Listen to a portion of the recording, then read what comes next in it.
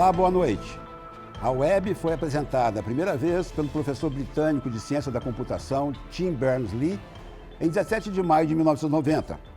Apenas 9 meses depois, nascia a internet brasileira, com uma conexão entre a FAPESP, que é a Fundação de Amparo à Pesquisa do Estado de São Paulo, e a Energy Science Network, nos Estados Unidos.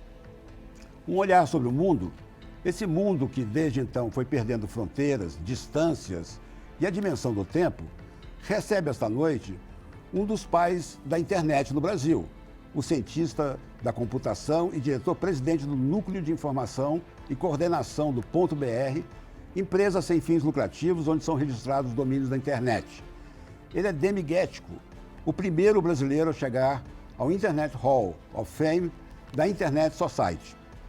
Com tantos atributos, fama, códigos, bits and bytes, Demi é um homem afável e acessível, que fará 65 anos no próximo domingo. Ele fala a língua que todos entendemos e se emociona ouvindo ópera.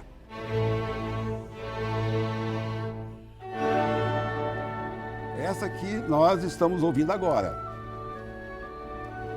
Uma vez, ele me mandou um link para escutar I Puritani, de Bellini, na versão do tenor peruano Juan Diego Flores, não a de Caruso, Maria Callas ou Pavarotti. Boa surpresa! A presença de Demi aqui esta noite coincide com um momento difícil porque passa a internet. Lembra Santos Dumont, amargurado ao ver sua invenção virar a arma de guerra. A rede está constantemente na mira de hackers, minada com fake news, infiltrada por espiões que buscam monitorar quem somos, quem conhecemos, o que compramos, onde fomos, quais nossas preferências ou se estamos doentes. É a festa para o marketing eleitoral. A privacidade se tornou obsoleta, como leiteiro, lojas de aluguel de filmes, fita cassete, máquina de escrever. Google, Facebook, Amazon, Apple e Microsoft são hoje gigantes que dominam as compras online, a diversão digital, a distribuição de notícias agregadas e aplicativo para negócios e comunicação. Tanto poder assim concentrado pode representar uma ameaça à própria democracia. Professor Demi, os 5 gigantes da internet, Face, Amazon, Google, Microsoft e Apple, são, a seu ver, de verdade, ameaça à democracia?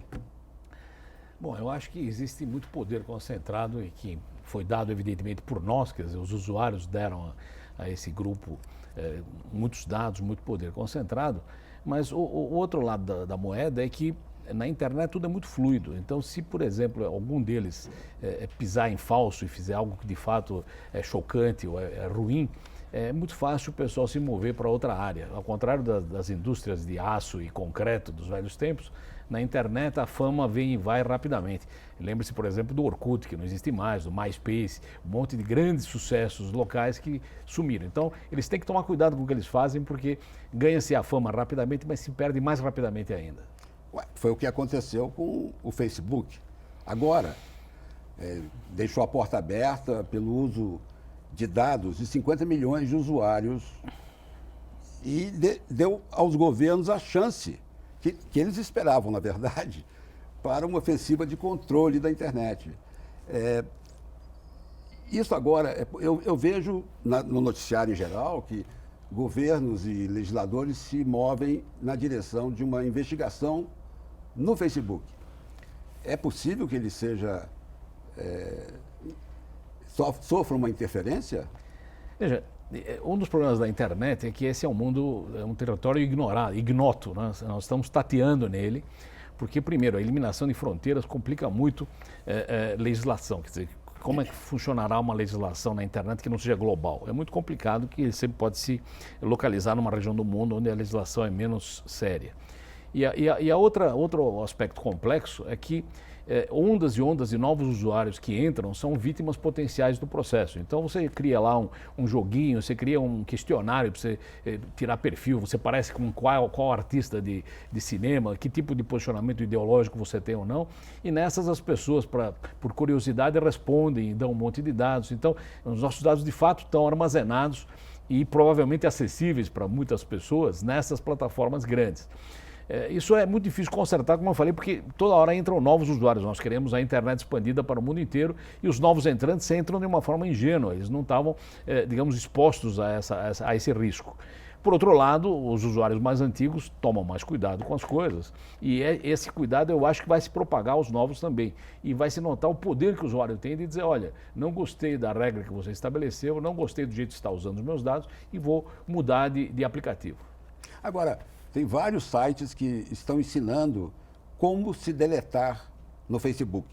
Parece que, por mais que você apague, um resíduo fica, né? A internet isso já é antigo. Na internet, dizem os antigos, aí não esquece nada. Por quê? Porque se alguma coisa algum dia fez sucesso, ou se aquilo causou algum tipo de atração, alguém vai armazenar em algum lugar. Então, tem um vídeo, por exemplo, que você não gosta e gostaria de remover, o provedor de vídeos remove, mas alguém já copiou em algum lugar, então em algum lugar perdido no mundo, se aquilo fez sucesso algum dia, continuará armazenado. Então, a receita é, evitemos ser muito impetuosos em colocar nossas coisas na rede, porque uma vez colocadas, as chances de a gente se arrepender e remover não surtirá efeito.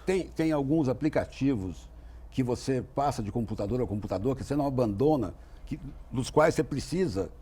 É verdade. Essa de fato é um entrave. Quer dizer, você está usando determinada ferramenta que roda em determinado sistema operacional e não roda em outro. É a vida. Você vai Mas ter que você se tem adaptar. alguns que você pode nomear alguns que você transfere de computador para computador e você não abandona? Veja, na verdade você tem editores de texto, editores de apresentação, existem várias versões deles, as versões de fabricante e as versões abertas, né? E em geral são bastante compatíveis. Você consegue migrar uma apresentação de um sistema tipo PowerPoint, que é de fabricante, para um sistema equivalente aberto e funciona razoavelmente bem. Então você não deve se preocupar muito com isso, eu acho. E seu telefone é Android ou iOS? Meu, iOS. é Android. Android. E você viaja com tablet ou com laptop? Eu viajo com laptop, sou antigo. Então, antigo e muito moderno, né? Na crista da onda da internet. Na sequência do escândalo do Facebook, Mark Zuckerberg comprou as últimas páginas inteiras de 5 jornais britânicos e 3 americanos, contra a corrente que prevê a morte dos jornais pela internet. Não é estranho o Facebook usar a imprensa para dar credibilidade a um comunicado? Provavelmente ele quer utilizar um meio que ainda tem, digamos, um conjunto de leitores mais formadores de opinião e que leem com mais detalhe. Eu não sou muito desse tipo apocalíptico de que uma coisa acaba, quer dizer, veja, o rádio ia acabar com a televisão, não acabou, a televisão ia acabar com a internet, não acabou também. Quer dizer, eu acho que essas coisas vão se modificando. Então, eu quando quero ler uma coisa com mais cuidado, ainda gosto de ler muito em papel. Existem leitores eletrônicos, mas no papel você tem tempo de meditar mais tranquilamente e carregar de um lado para o outro sem muita complicação de se caiu no chão, vai quebrar, não deixar de quebrar. Você tem um blog, né, do Estadão? Eu tenho um blog, eu tenho uma coluninha lá no Estadão. Então, cada 15 dias. Eu pensava que a gente era uma espécie em extinção quando escreve para jornal. Nós fomos até o nick.br para conhecer o quartel-general da internet em São Paulo. De lá saem os dados para todos os continentes, inclusive estação espacial. Vamos ver.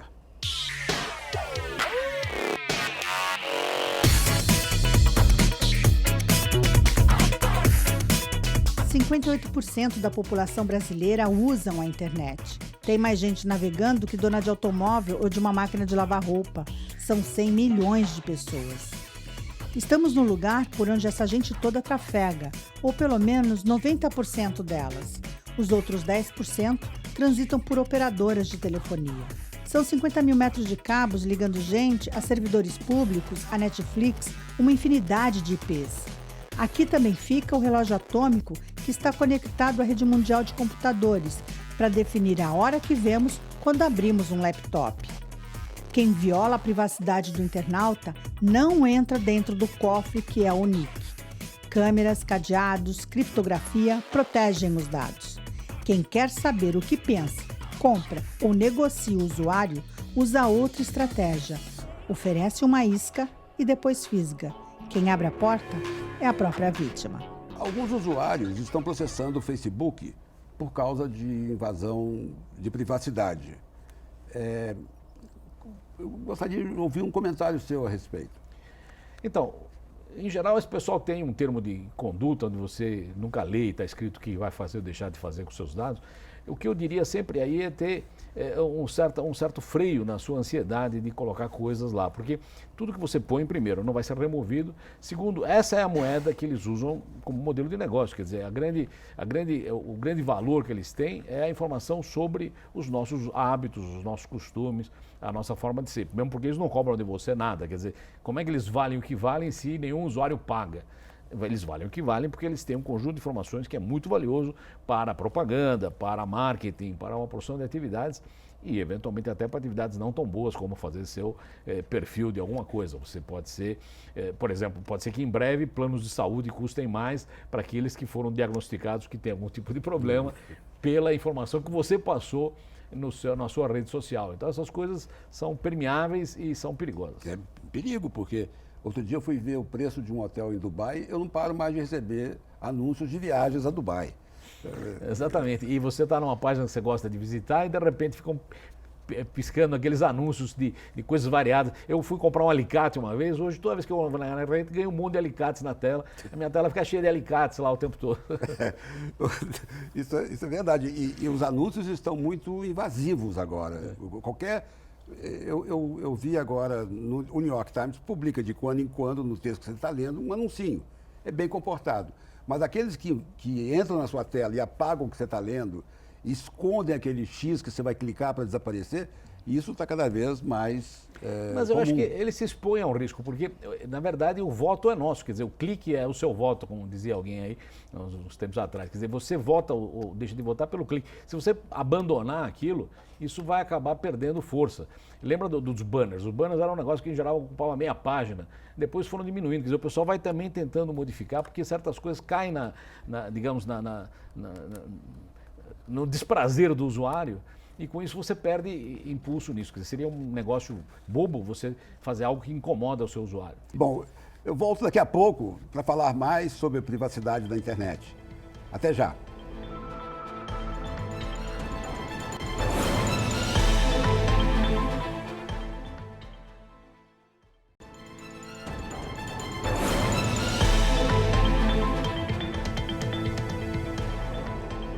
Estamos de volta com o bate-papo com Demi Guettico.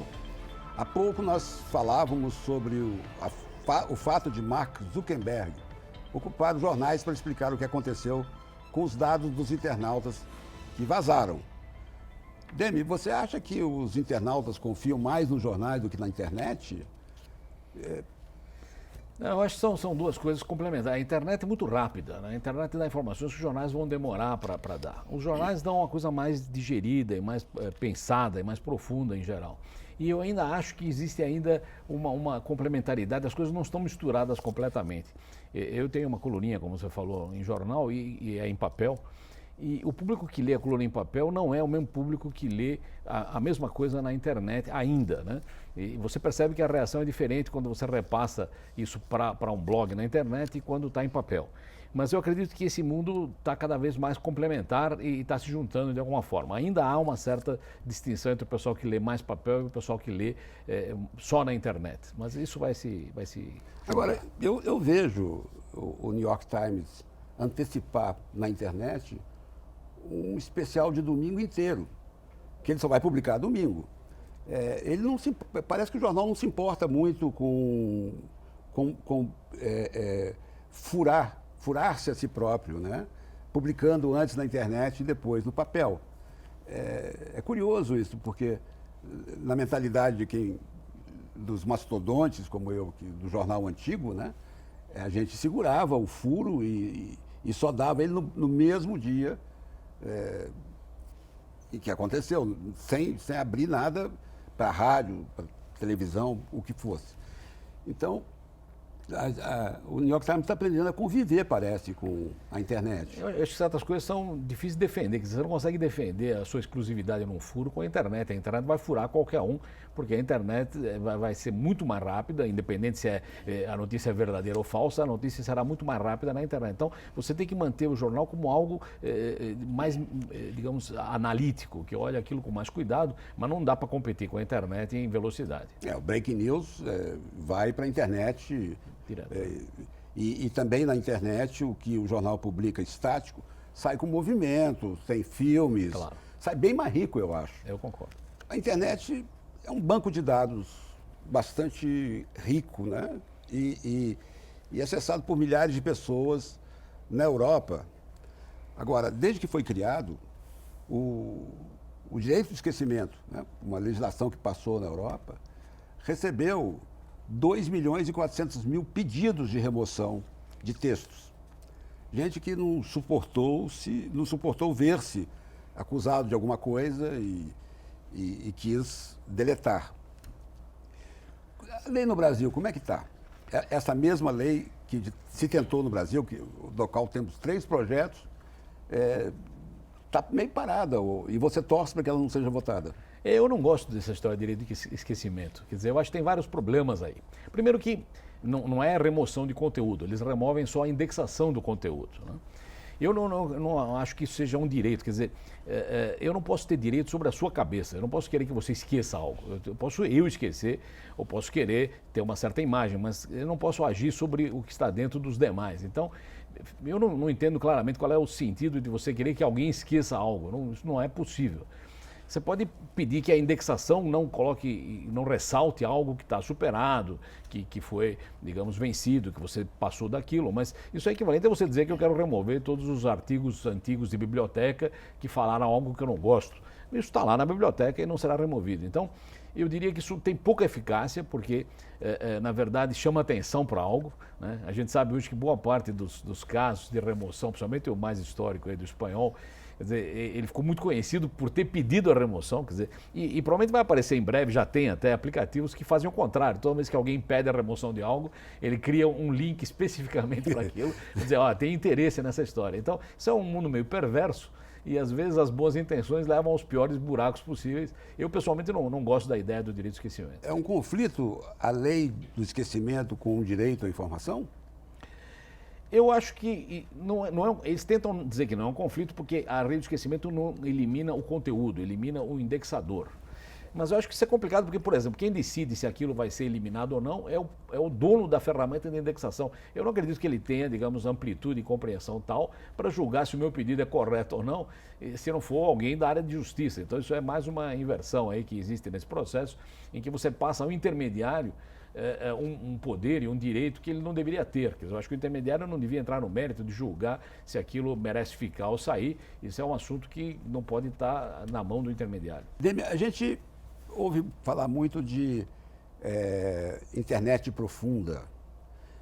É nela que os esquemas dos espiões entram criptografados, que existia a venda de drogas da Silk Road, né, que você pagava com Bitcoin, que hoje está na moda. Como é que a gente entra nessa internet profunda? Qual é a porta de entrada? Bom, mas isso também é uma coisa meio mitológica e meio envolta em mistério, e tem coisas que são bastante bobas e estão envolvidas nisso também, e tem coisas bastante ruins também. Primeiro, internet profunda é aquela internet que não é mapeável por ferramentas de busca. Por exemplo, sua declaração de imposto de renda não é encontrável na internet, eu espero, porque a Receita Federal, a Receita Fazenda Gov.br, não permite que você indexe a sua base de imposto de renda. Então, muitas bases de dados não são encontráveis por máquinas de busca, mas estão na internet. Se você souber uma senha, se você for usuário daquilo, você poderia chegar lá. Então, primeiro tem que separar o que é a internet profunda da internet não mapeável e o que é profunda porque quer se esconder. São coisas diversas. Ela querer se esconder, de novo, é uma reação que a internet tem de autodefesa, em muitos casos, que acaba propiciando, digamos, ações ruins. Vou dar um exemplo. Todo mundo sabe que a navegação pode ser eventualmente monitorada. Então, como é que você evita que alguém xerete a sua navegação? Que você foi comprar tênis, depois você foi ver uma notícia, depois você foi ver um sítio, determinado conteúdo. Como é que você impede que alguém siga seus passos? Usando um navegador que não deixa rastros. Então foi criado um navegador que, aliás, foi iniciativa da Marinha Americana inicialmente, chama Tor, e usando o Tor você consegue navegar na internet sem deixar rastros. É claro que isso foi feito para proteger a sua privacidade, mas alguém vai usar isso para outro fim. Alguém não quer deixar rastros, não por causa da privacidade, mas para não ser encontrável. Claro. Né? Isso acontece, por exemplo, na hora que o seu e-mail é lido por pessoas que não deviam lê-lo, você vai usar a criptografia. É perfeitamente justo e correto. Agora, outros vão usar a criptografia não porque querem defender a privacidade, mas porque tem coisas que eles, de fato, querem proteger. Então, essa reação da internet dá aso a que outros menos bem intencionados se aproveitem da ferramenta. Você tem moedas virtuais. Bom, se a moeda virtual é não rastreável de uma certa forma, pode ser usada para você trafegar coisas ou comprar coisas que não são perfeitamente ilícitas. Então, essas coisas sempre tem nos dois lados da moeda. Um lado de proteção da rede, da privacidade, etc. e tal, e outro uso disso para fins menos nobres. Agora, quando você clica lá no seu browser, navegar anonimamente, a gente navega anonimamente? Teoricamente, ele não guarda nessa hora. Você também pode apagar o histórico da navegação. Quer dizer, teoricamente, isso é uma questão de você acreditar em que as coisas são assim, e muitas vezes são mesmo, mas isso depende da confiança mútua. Quer dizer, ele pode ter dito isso e ter guardado alguma coisa que você não sabe. Da mesma forma que quando você entra num aplicativo qualquer de perguntas, você responde uma opção de perguntas, teoricamente é anônimo, mas pode não ser, porque sempre tem cookies, tem arquivos que foram colocados no seu navegador que alguém pode localizar depois. Então, isso tem que tomar cuidado. E você faz compras online? Você põe seu cartão de crédito? Isso, veja, na verdade, o mundo online tem os mesmos riscos do mundo offline. Quer dizer, o seu cartão de crédito normalmente é conhecido em postos de gasolina, em restaurantes. Quer dizer, é claro que a gente tem que evitar que isso seja difundido, mas os mecanismos de proteção não são exatamente os de você não fazer compras online, mas tentar fazer compras em sítios que você tem mais confiança. Para onde que está... Você tem a fama de ter feito a primeira conexão. Eu também fiquei famoso porque mandei a primeira mensagem por Telex, do Rio Grande do Sul para São Paulo. Olha aí. Mas claro. Eu estava cobrindo uma manifestação estudantil e me puseram diante de um Telex. E eu passei. E depois disso eu fui aprendendo a mexer com laptop, marmitas e fax até comecei, mas o fax acabou em seguida. O fax acabou. Para onde que nós estamos indo agora? Para onde que caminha essa internet? Então, veja, uma digressão semifilosófica e picareta, é a seguinte: nós até agora nos consideramos de alguma forma o centro das coisas. Na sua casa você liga a sua televisão, liga seu chuveiro, liga a sua geladeira, etc. e tal. Com a internet sendo disseminada para tudo, porque tem eletrônica em tudo, e a chamada internet das coisas, quer dizer, essas coisas passarão a ter uma autonomia que elas não têm hoje. Hoje elas dependem de você.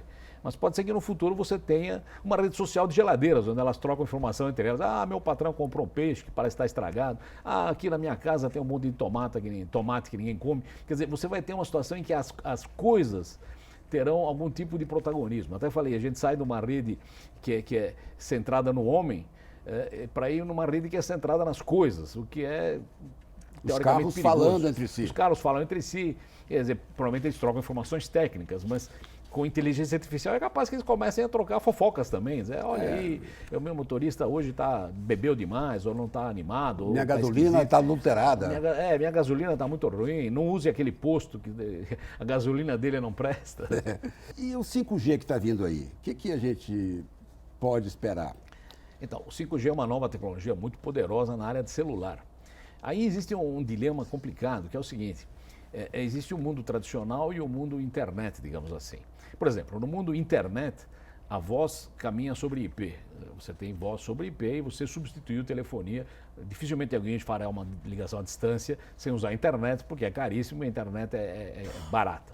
Então, a internet substituiu muita coisa, carregando coisas em cima dela. No caso da tecnologia celular, aí existe uma inversão, porque, na verdade, quem carrega a internet é a tecnologia celular. Então, está no mundo, digamos, tradicional das telecomunicações que existiam centradas na ITU, nos reguladores, e sobre esse mundo está carregando a internet. Então, são dois mundos diferentes e complementares de novo. Um mundo internet carregando coisas e outro mundo telefonia carregando internet, carregando coisas em cima. Então, o 5G pode gerar algum tipo de impacto nessa área. Primeiro porque ele vai ter novidades a respeito de como é que você transmite vídeo, como é que transmite dados, pode afetar a neutralidade de rede. E existe esse embate entre o Wi-Fi, por exemplo, que é a internet de raiz, e o celular, que é a internet sobre telecomunicações. A gente às vezes acopla o telefone ao laptop e usa. E dá para ver que ainda hoje, por exemplo, quando você quer baixar um negócio pesado e grande, você procura um lugar onde tem Wi-Fi e faz isso lá, porque se você fizer isso usando o seu celular, a sua conta ou a sua franquia pode ficar afetada. A velocidade da internet pode aumentar substancialmente? A fibra óptica, né, que é a nossa grande arma nessa área, continua tendo uma expansão bastante promissora. Quer dizer, nós temos velocidades chegando em terabit por segundo em cima de fibra óptica, e como a fibra óptica trabalha evidentemente com luz, que é uma frequência muito alta, você ainda tem espaço para isso. Então, eu acho que nós temos bastante espaço para prosperar em cima de fibra para as conexões terrestres. O que não for possível via fibra, via satélite, a velocidade, a banda é um pouco menor, via celular também é um pouco menor, mas eu acho que esse conjunto de coisas nos dá mobilidade junto com banda. Então a internet ainda tem bastante chance de evoluir, sem falar no fato que o processamento de dados está cada vez mais poderoso, a tal lei de Moore continua funcionando 40 anos depois. Há planos de trazer a internet para regiões remotas com balões ou com satélites? Então, há vários planos nessa área. Tem satélites de baixa órbita que passam rápido, você tem que ficar toda hora trocando, digamos, o rastreamento. Tem balões que ficam parados em algum lugar que você pode usar para refletir. Tem satélites estacionários que também podem cobrir o país inteiro. Só que em todos esses casos você tem bandas menores do que fibra. Quer dizer, o ideal seria a fibra chegar em todos os lugares. Enquanto ela não chega, você tem que complementar usando satélite ou balão ou o que for, principalmente em regiões inóspitas e de difícil atendimento. Então, na verdade, você tem que usar todas as soluções. Demi, teríamos questões para muito tempo, mas esgotamos o nosso. Um olhar sobre o mundo fica por aqui.